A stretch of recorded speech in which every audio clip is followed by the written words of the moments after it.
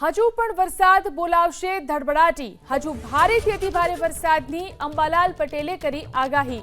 ઉત્તર ગુજરાતના ભાગોમાં ભારેથી અતિભારે વરસાદ ખાબકશે, કહ્યું આગાહીકાર અંબાલાલ પટેલે.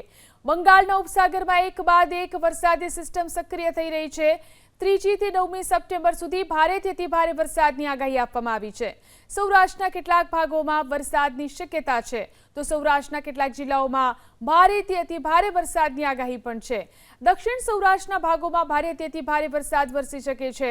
જામનગરમાં પણ ભારે વરસાદની આગાહી, તો મોરબી, ચોટીલા, સુરેન્દ્રનગર અને ધ્રાંગધ્રામાં પણ વરસાદની આગાહી આપવામાં આવી છે. પંચમહાલ અને મહીસાગરમાં પણ ભારેથી અતિભારે વરસાદ વરસી શકે છે.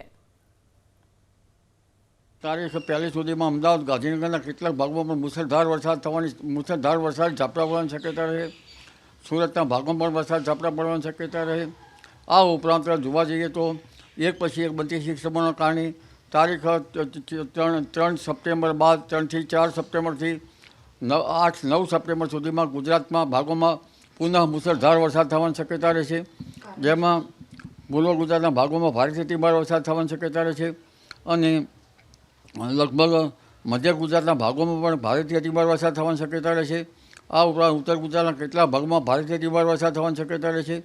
સાબરકાંઠા, પંચમહાલ, મહેસાણા, બનાસકાંઠા વગેરે ભાગોમાં વરસાદની શક્યતા રહેશે અને ઘણા ભાગોમાં ભારેથી અતિભારે વરસાદી ઝાપટાવાની શક્યતા રહેતા કોઈ ભાગમાં 4 ઇંચ 4 ઇંચ કે તેથી વધુ વરસાદ અને કોઈ ભાગમાં 8 થી 10 ઇંચ વરસાદ ખાબકી શકતા કેટલા ભાગમાં પૂરની સ્થિતિ રહેવાની શક્યતા રહેશે.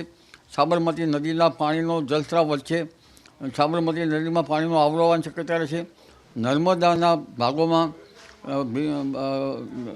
સ્રાવ વિસ્તારોમાં વરસાદ થતાં સરદાર સરોવર ડેમની પાણીની આવક થતાં ઊંચાઈ વધશે અને નર્મદા પર 2 કાંઠે થવાની શક્યતા રહેશે.